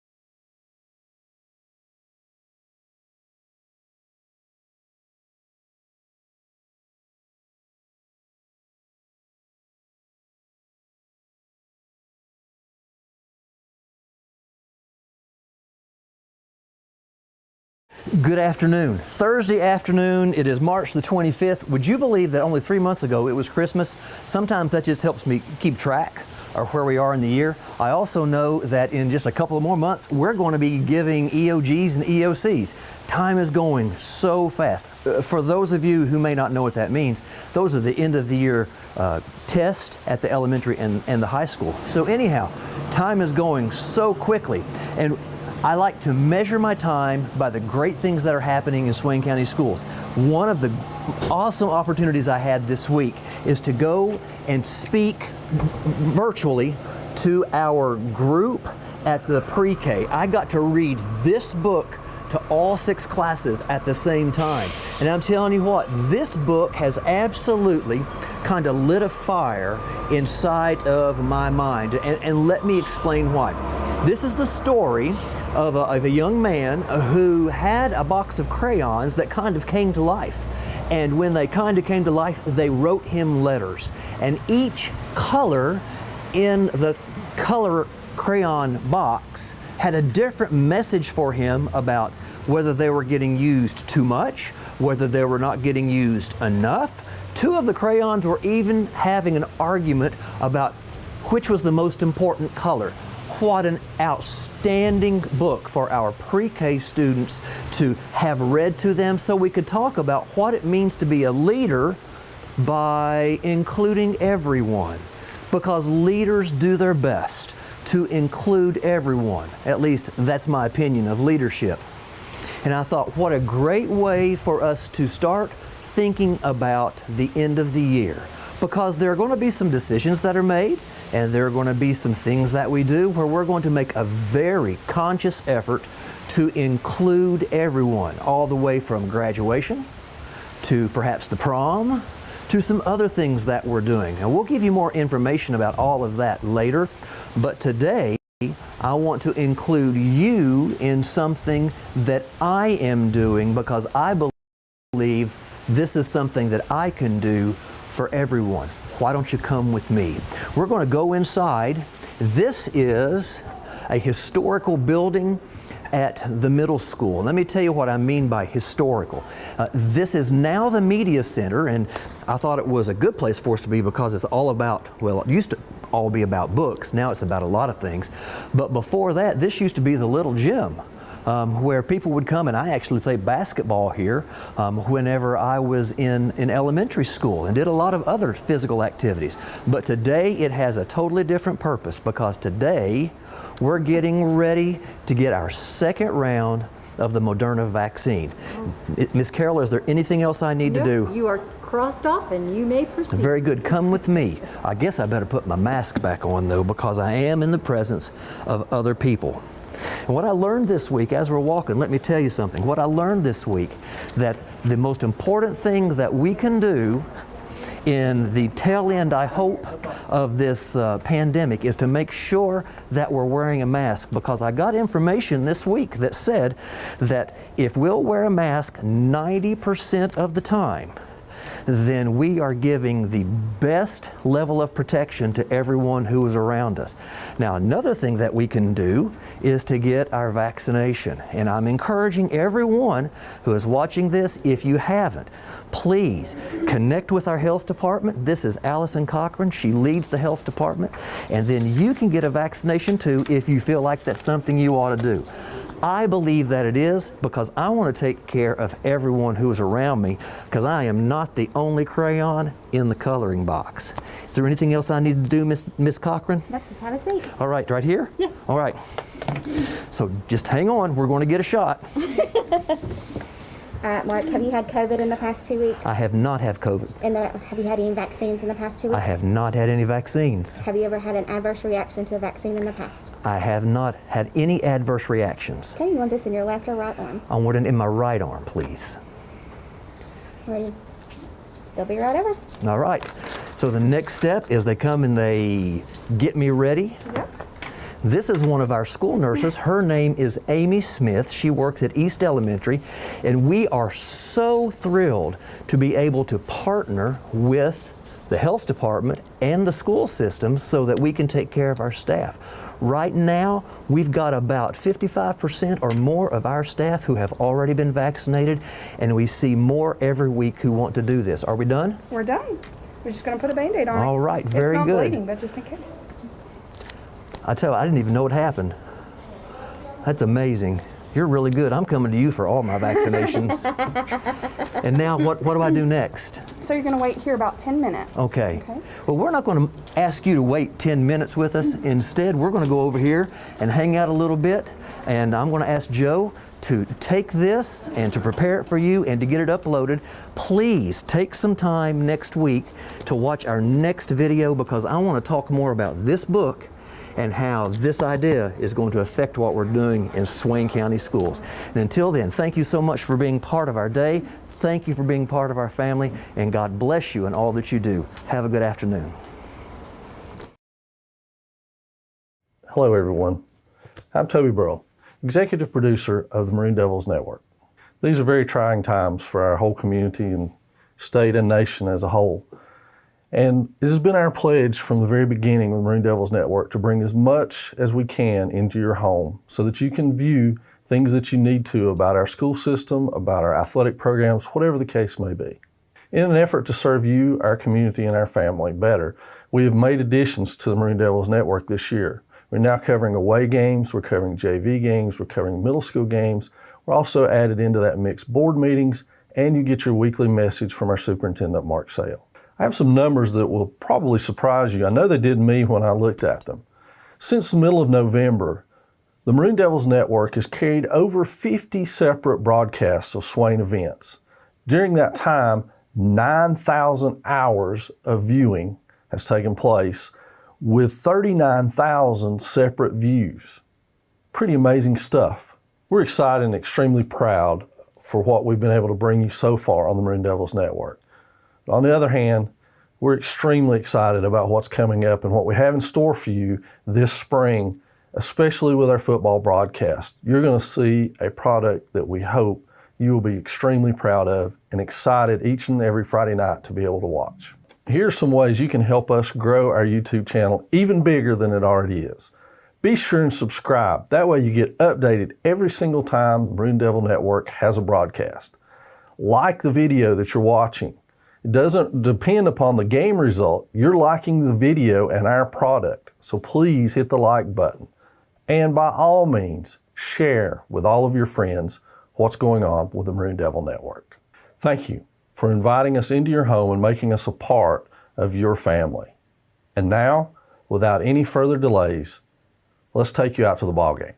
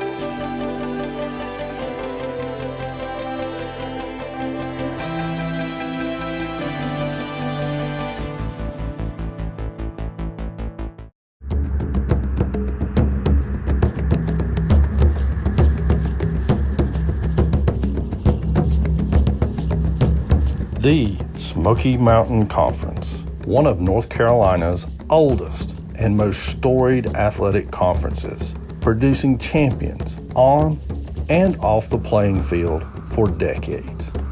The Smoky Mountain Conference. Tradition lives here.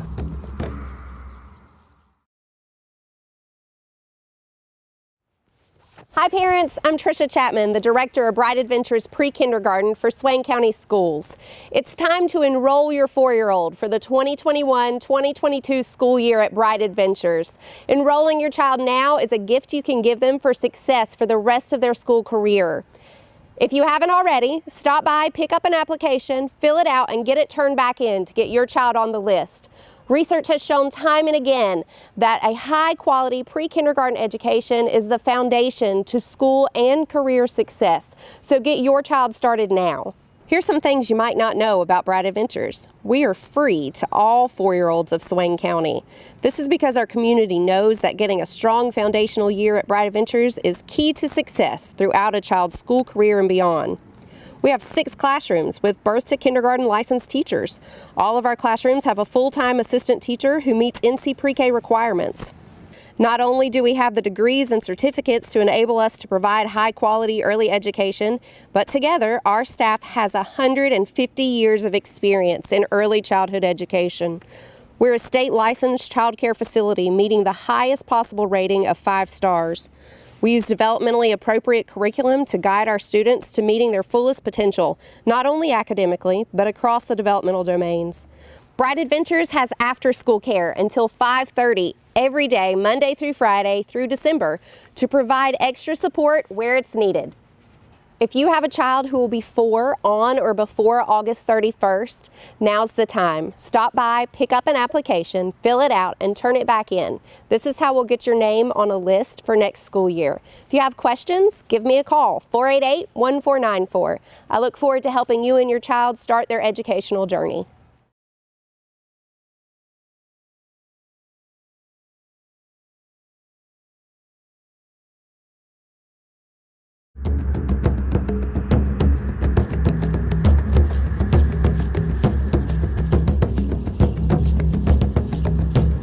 The Smoky Mountain Conference, one of North Carolina's oldest and most storied athletic conferences, producing champions on and off the playing field for decades. The Smoky Mountain Conference. Tradition lives here.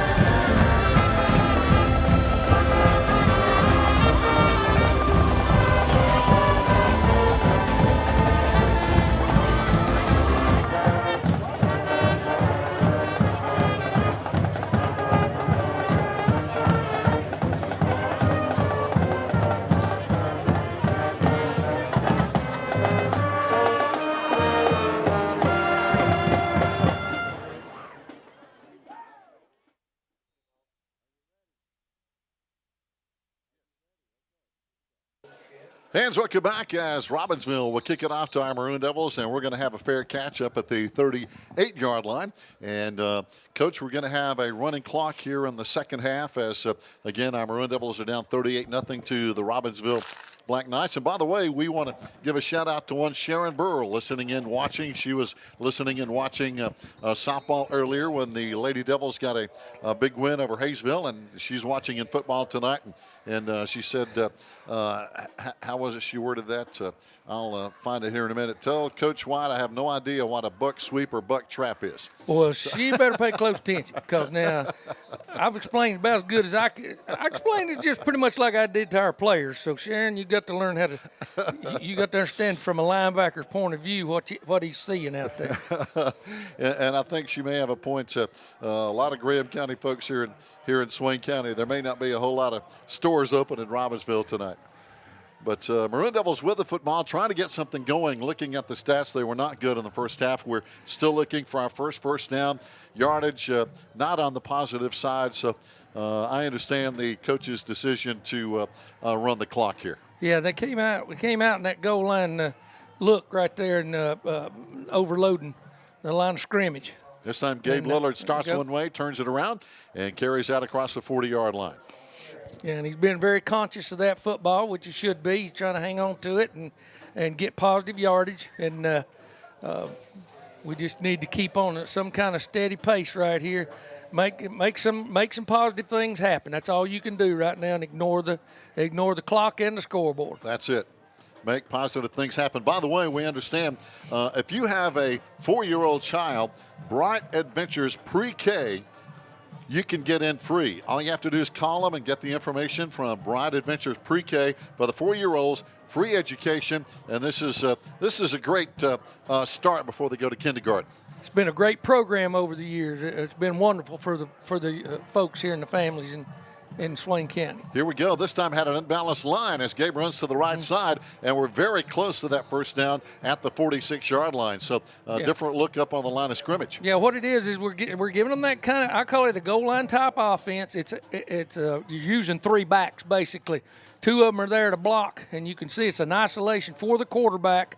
You're just trying to overload one side of the line of scrimmage to get positive yardage. It's a pretty good idea, and why not right here? Just go for it and run the same thing. Maybe run it to the wide side of the field over there. So now Maroon Devils with a 4th down and a couple, and I think we're going to go for it here at the 46-yard line. Gabe Lillard is going to be under center this time.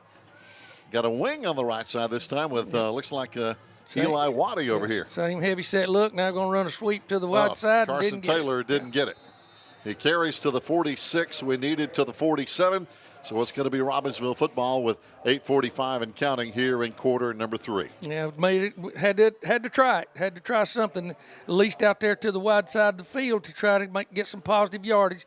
You can see here what we've got is a heavy set wing back set inside the tight end, and we try a sweep to the wide side, and he actually gets caught from behind. And over there on the tackle again is Cage Williams, one of 3 freshmen playing up on varsity for Robbinsville. Maroon Devils 4-man front, and they come out just running straight ahead, and they keep running that freshman, and he's been having success tonight, talking about number 4, Cutler Adams. Yeah, it's a counter trap using 2 offensive linemen to do the trap, and one to trap and one to lead.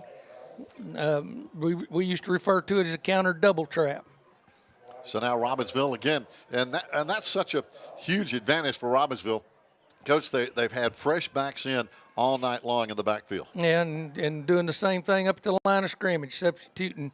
They're actually playing an offensive tackle at tight end, and they're not going to use him to do anything except block. Second down now. They get the first down at the Maroon Devil 32-yard line as they run to the left side. Again, a back we haven't seen, I think that's his first carry. Number 17, Hunter Blevins, senior, carried on that play for Robbinsville. So again, a lot of faces, a lot of fresh legs. So, and we can't say how much an advantage that is. That's right. It's really showing right now. They're keeping most of the nucleus of their center and 2 guards and 2 tackles in there, and taking the big tight end and just moving him from side to side. That's it. Rattler, the big tight end, moving over to the right side. He's 6 feet 250, and they run over there to that side, but didn't get much that time. Good penetration by the Maroon Devils. Again, this time it's going to be 72. Sam Bernheisel coming up on the tackle, doing a good job playing that gap. Yeah, that's one of their basic plays, too, is to hand the ball to one side and let him try to cut that thing back against the grain and find that one gap open on the back side of the center. I think Carson Taylor coming out for might be the first time tonight. Coming in is going to be Chavez to give him a breather, and Eli Waddy will be at the linebacker spot. Second down now for Robbinsville. They toss it in the backfield again to Blevins. Great play out there. Great play. There again, Eli did a Waddy. great job. Waddy coming up using his hands to defeat a block. And that's something that it looks like it's simple, but it's hard to teach. You don't let them get into your body, and you can see him right here as he scrapes up to the line of scrimmage, using his hands on the blocker, coming off and making the play. That's a big play. It is, and Coach, that's an art form, really, is hand fighting. Yeah, you got to be able to do it in this day and time. You know, we didn't start teaching that till probably 15, 18 years ago, but most of the time you hit somebody with your forearm and knocked them off of you. But when they made the holding legal, almost. Pass too high from Robbinsville as, again, the new quarterback in, Gross, trying to get it down there, but a little too high down there to Adams. Yeah, we had to start teaching how to use your hands, and you can see her on the line of scrimmage, defensive linemen using their hands, because offensive linemen, when they made it legal for them to punch up into your pads and use their hands, actually hold you there inside the framework of the body, that's what's legal, then you had to learn how to get them off, and it wasn't an easy thing to do. No question. There's definitely an art to that. Now this is going to be a 49-yard field goal. Why not let him try? That's what Cody Klein, this one's going to come up way short. Well, not that short. It's wide right, but he got most of the football on that one. Well, it's one of those things that the coaching staff over there that couldn't get a first down out of it, and there wasn't no sense in trying to run for it, so they just decided to let him try that field goal. And he's a good kicker, one of the leading kickers in the Smoky Mountain Conference. And again, Robbinsville playing a lot of new faces on offense, as again we saw Gross coming in at quarterback on that last series. And now Maroon Devils take over with 4.5 minutes to play here in the third quarter with this running clock. Yeah, I think what they're going to do is just stay with that principle they were running on offense. Yeah, they're going to. Got that heavy back in between the offensive tackle and the tight end over there, running out of split backs. Just gives us an extra blocker to run an isolation play just like that. Here comes Chavez, and that is our first down of the ball game. A 13-yard pickup by number 30, Andrew Chavez, a senior. Yeah, and that's good. That kids haven't quit playing. And there again, don't pay any attention to that clock or the scoreboard. Go out there and play this game. That's it. Do your job and try to get better. Yeah, it still boils down to blocking and tackling and fundamental football, where you go. It does. But when somebody's got that many more players and that much better players right now than you do, and then you're in trouble. That's the difference in the game. Right now at the 45-yard line, Maroon Devils with the football again. Chavez in the backfield again. Same play. Quarterback keeps it. Yeah, this time it's going to be Gabe keeping it. And again, a good gain of about 7 yards down to Robbinsville's 48-yard line. Yeah, just running in behind that wing blocker over there. Faked the dive inside and kept the ball and had a lead blocker. You can see the wing back out there. He's going to run up in the line of scrimmage and block a linebacker, and he'll keep it and run right in behind him.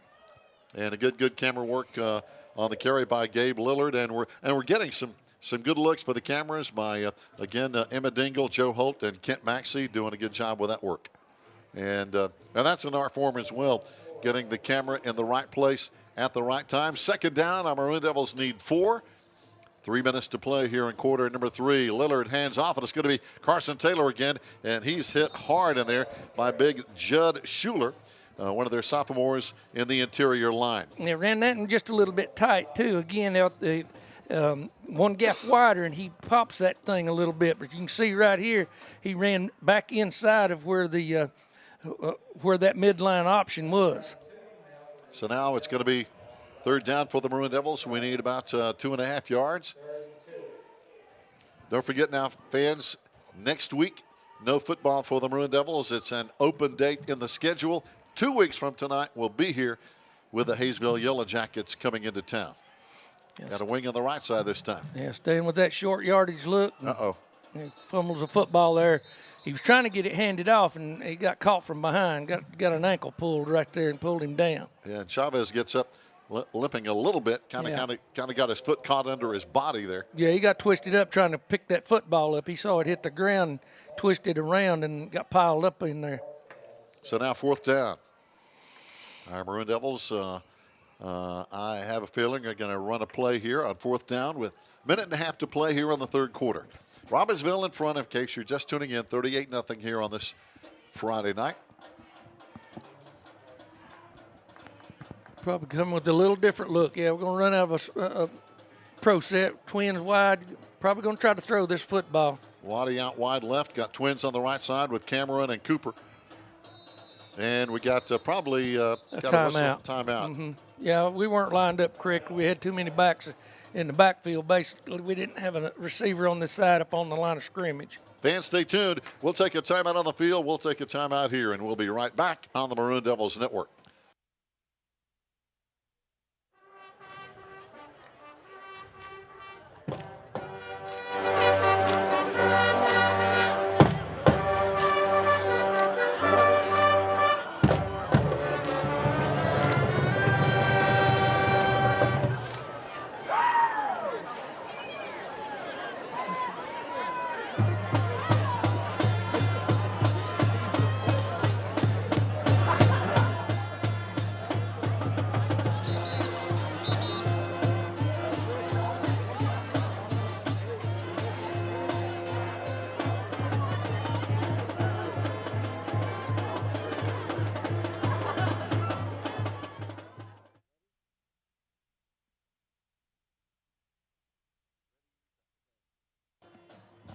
Back live, Maroon Devils now with a 4th down.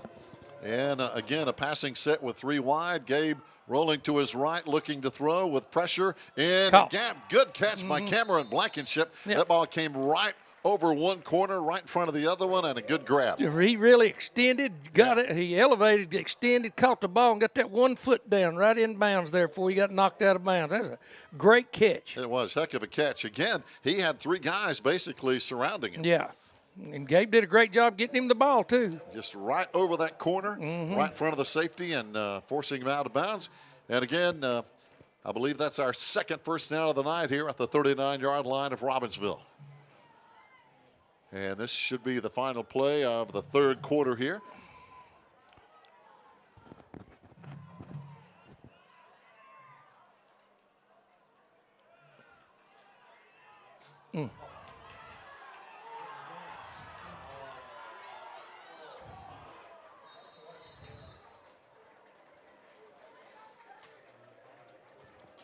Okay, are we still here? Are we on? Okay, sorry. On that play, as again, we're having some internet issues, but again, on that play, just a quick pitch from Chavez. He pitched it back to the quarterback, and Gabe ran it, but penalty flags may bring the positive yardage back here, Coach. Yeah, when ball carriers reverse their field, blockers are basically on the wrong side and of where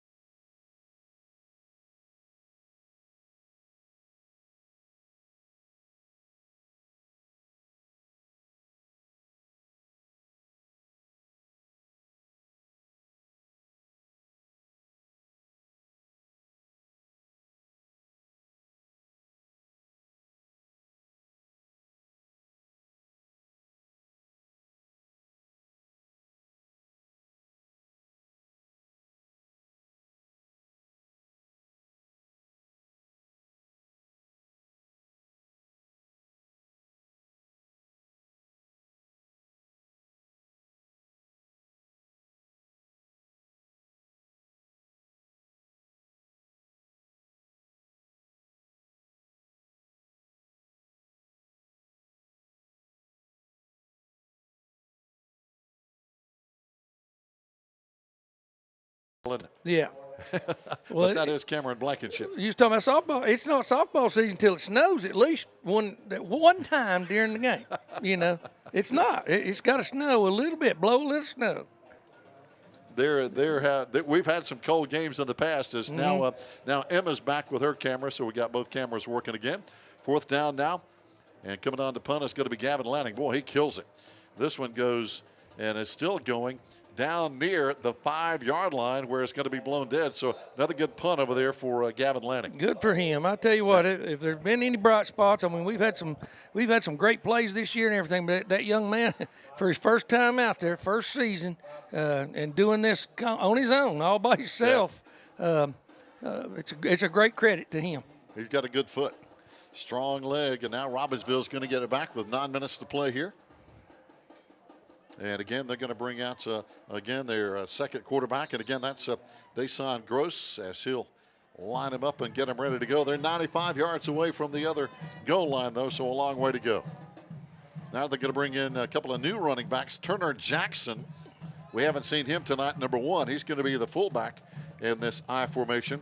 And they hand it off to Blevins, number 17, who ran a couple of times on their last series. So they've got some new folks in there. I believe this quarterback's a new one, too. Carpenter, number 15. I just now he's the noticed third his quarterback. Yeah, okay. So, Donovan Carpenter, a true freshman, because last series they had Gross in. Yeah, he just looked a little different under center, and I think it was the way he gets up underneath there. He gets a little lower than those others, but they're staying with their fundamental I-back set with the tight end and 2 wide receivers. And nobody jumped, no penalty flag as they run to the left side with Blevins again as he turns the corner and is still going into the secondary out to the 28-yard line. Cooper Hyatt coming up on the tackle. And, Coach, there's a reason why he looks different under center. This quarterback is only a freshman, but he's 6'3". Yeah, he's having to get down there awful far, and he just looked different there. And I thought, well, that doesn't look like the same young man. Yeah, he really crouches under center and gives a low profile, if you will. But he's a 6'3" kid, and now he's standing straight up, as you can see on camera. But when he crouches down, he's way down low behind that center as he hands off into the A gap for a short gain on 1st down. Yeah, trying to run a short trap right there inside with the fullback. So Carpenter, again, one of 3 freshmen on this night. They've used all 3 freshmen. Cutler Adams has ran the ball several times. Donovan Carpenter now in at quarterback, and Gage Williams, 33, another freshman they've used a lot at fullback. So now 2 wide receivers on 2nd down and 8, and they toss it, and Blevins trying to come up, finally got the handle, trying to cut back inside and does, but he runs into big 72 Sam Bernheisel, who tackles him for a loss on the play. Yeah, it's trying to strip that football, which is a good idea once you get him wrapped up there, and wasn't able to get it out, but at least we got a negative yardage play. Coming in is going to be Braylon Aldridge now, number 54, and Andrew Chavez again at linebackers, giving Carson Taylor one of the few breaks he's had tonight. Also getting a break is Aiden Allison, so we just don't have a lot of guys to give those kids a break.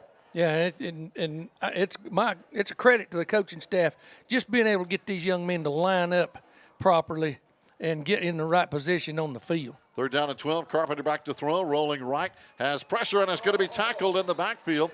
Not giving up on the play. Ben Payne, number 64, coming here. Check that. Eli Waddy, 84, on the stop. Yeah, there again, using his hands to get off that block and just running his feet and then staying lateral to the line of scrimmage. And you can see it the whole way. He sheds one block, takes on that next one, pumps him up, and just keeps playing. Got him around the ankle again. That's 84, Eli Waddy. Could have given up many times right there. Just went and made the play. Got some good sophomores on this team. 8 sophomores, 9 juniors, 5 seniors. And Robbinsville's going to punt it away with 5.5 minutes to play here. And back deep, Cooper Hyatt back to return. Line drive punt. Cooper's going to take it and drops it at the 41. And it's going to be smothered immediately. No return as we get the football back on offense. Yeah, Cooper couldn't find the handle on that one at all. But he had the right idea. He was going to try to make something happen there. So now we're going to get the ball back. And this may help some, Coach. Having a week off next Friday, obviously, to let some of these kids heal up and hopefully be ready to play what could be their last game ever as seniors. Well, that's it. And that's the emphasis that the coaching staff, I'd say, will take. I would in that position. I'd try to get everybody healthy, get everybody out there that I could, get them on board and say, hey, one last hurrah, here we go. That's it. We got 5 seniors talking about Michael Winchester, Brent Jackson, Aiden Allison, Andrew Chavez, and, of course, our quarterback who's out tonight, Damian Lossy, who plays great on defense as well. Also, Donovan Groenwald out tonight. Connor Driver out tonight. Zach Torres, so many kids out, unable to play tonight as we come running. Here comes Chavez, and he runs for a first down to the Robbinsville 48. He ran it exactly where he was supposed to. Did a great job of blocking with that wing back in between the tight end and the tackle there. He singled up on that linebacker, and he just followed him right up in there. Austin Crisp coming up on the tackle for the Black Knights. First down and 10 now with 4 minutes to play. The last time I saw this offense run a whole lot, Coach Blankenship has used it in the past as a short yardage offense, but we played several times in the playoff team from Randleman, North Carolina. Oh, yeah. That was their base offense, and man, oh man, they could run that thing, and it gave you kids headaches because they didn't run that ball past outside very much. It was down in that, right in the middle of that formation you see right there. With Tony Goss. Tony Goss, yes. Here comes our quarterback running, and he breaks into the secondary. He may take this one all to the house, and he's going to be tripped up, but did he get in? He was very close. Touchdown. They're going to say for Gabe Lillard, and that's got to make Gabe feel better after a tough night tonight. Yeah. And then he just kept it this time on that same look, and this time it's his turn to follow that lead blocker. Isaac Wiggins coming up to tackle him right at the goal line. Of course, it's not going to change the final result here except for the score, and we'll line up for the point after touchdown. But I remember Antonio Goss, who played at Randleman High School, because he became a secondary coach over at East Tennessee State University. Yes, he did. He was an extraordinary running back, an extraordinary young man. I got to talk to him after we played against him there, and he was, just very complimentary, but a fine young man, fine gentleman. And, of course, I wanted to talk about Richard Petty, and he knew him, which was the good thing. And he knew all those. Yeah, he knew all those the Petty family, and so. But he was a great guy. But man, he was one big running back. He was one of the largest running backs we had ever faced. And I remember playing at Randleman, and then when saw him on the coaching roster at ETSU over there with another good guy who knows everybody in Western North Carolina. Yeah. And but Tony Goss was a heck of a player and a good coach. Oh yeah, he was, and he was a good addition to their coaching staff over there when. After Phil Fulmer took over as the athletic director over there, and hired the people that he hired, right? And it made it. He was a good fit over there. Well, they won a conference championship with that coaching staff when they actually had to start from scratch after not having football. Oh yeah, when I was in college, they had a program. We ended up scrimmaging them and everything, but they were in a different conference, in a different league, so we didn't ever match up with them in the regular season. Gavin Lanning, good kickoff back to the 10-yard line as Robbinsville back out to the 20, out across the 25, and again there's that freshman Cutler Adams, 5'11", 170-pounder, who's obviously going to be a good player down the road. Yeah, he's pretty good now. Yeah, he is. But when the Coach Torbush took that job over at East Tennessee State, he called one day and said, there's somebody here that wants to talk to you. And I started talking to him, didn't know who he was. He didn't say his name yet and everything. And he started describing playing against us. And I still didn't know who it was. And finally he said, you remember, of course, he was going by Tony then, Tony Goss. And I said, Antonio? And he said, yes, sir. He was a fine fella. He really was. Carpenter's still at quarterback. Blevins getting the handoff now for the Black Knights out across the 30-yard line. Good tackle coming up there is 82, Marcus Young on the stop for the defense. Yeah, good job by him. They ran that counter double trap, and he closed it right down and was sitting there waiting on him when he got there. So now second down with just over a minute to play. Robbinsville keeping the ball on the ground here in the second half. Maroon Devils got on the scoreboard just a moment ago. Point after touchdown not successful, by the way, which makes it a 38-6 score. And here comes Blevins again, trying to find a hole, but over there on the tackle, Ben Payne, number 64, who's played a good ball game tonight. Yeah, we're rallying around the ball. The kids are still playing. Yes. I don't see any of them quitting. I don't see any of them walking around and saying we got the football. All right, so somehow we ended up with football in that scrum right there, and it came out. There it is. It Yep. did. It popped out right between his legs, and we went in and got it. And it looks like we'll have time for one more play to wind this one up here on this Friday night. But, Coach, it's always good to talk about a lot of the different coaches and their impact on the game of football. No, it is. And I got off on that random tangent simply because that offensive set we were running, it actually was a nightmare as a defensive coach at that time. I was they were tough. They had so many things they did out of that thing, and it was they hid that football so well. But when Goss got it, you knew it because it looked like a streak down through there. Yeah, he was a man, wasn't he? He was.